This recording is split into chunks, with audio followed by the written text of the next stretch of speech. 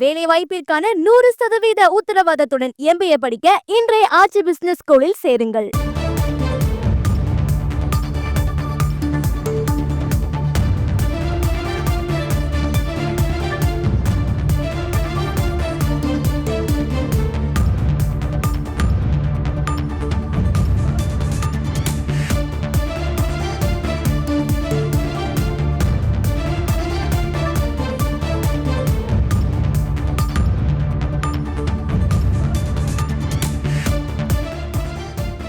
தமிழக வெற்றிக் கழக நிர்வாகிகளுடன் தேர்தல் வியூக அமைப்பாளர் பிரசாந்த் கிஷோர் ஆலோசனையில் ஈடுபட்டிருக்கிறார். இது பற்றின மேலும் விவரங்களை செய்தியாளர் தாயுமானவன் வழங்கிட கேட்கலாம்.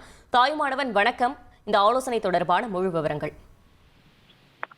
தமிழக வெற்றி கழகத்தினுடைய பொதுச் செயலாளர் ஆனந்த், தேர்தல் மேலாண்மை பொதுச் செயலாளர் ஆதவ் அர்ஜுனா மற்றும் தமிழக வெற்றி கழகத்தினுடைய அரசியல் வியூக வகுப்பாளர் ஜான் ஆரோக்கியசாமி ஆகியோருடன் கட்சியின் சிறப்பு ஆலோசகராக செயல்பட இருக்கக்கூடிய பிரசாந்த் கிஷோர் தற்போது ஆலோசனையில ஈடுபட்டு வருவதாக தகவல் என்பது வெளியிடப்பட்டிருக்கிறது. குறிப்பா தேர்தல் மேலாண்மை பொதுச் செயலாளராக ஆதவ் அர்ஜுனா அவருடைய இந்த ஆலோசனை என்பது மேற்கொள்ளப்பட்டு வருவதாக தகவல்கள் வெளியாகி இருக்கிறது.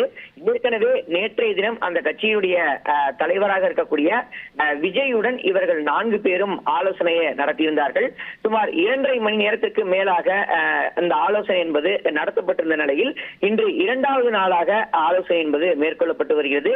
தமிழக வெற்றி கழகத்திற்கு 2026 தேர்தலை நோக்கி பணிகளை தீவிரப்படுத்தி வரக்கூடிய ஒரு சூழல்ல பிரசாந்த் கிஷோருடனான சந்திப்பு என்பது முக்கியத்துவம் வாய்ந்ததாக பார்க்கப்படுகிறது. நேற்றைய தினம் நடைபெற்ற அந்த ஆலோசனை கூட்டத்தில் ஒப்பந்தம் இல்லாமல் நட்பு அடிப்படையில பிரசாந்த் கிஷோர் தாவேகாவிற்கு சிறப்பு ஆலோசகராக பணியாற்ற இருப்பதாக தகவல்கள் வெளியாகி இருந்தது. இந்த நிலையில தான் தற்போது 2வது நாளாக ஆலோசனை கூட்டம் என்பது நடைபெற்று வருகிறது.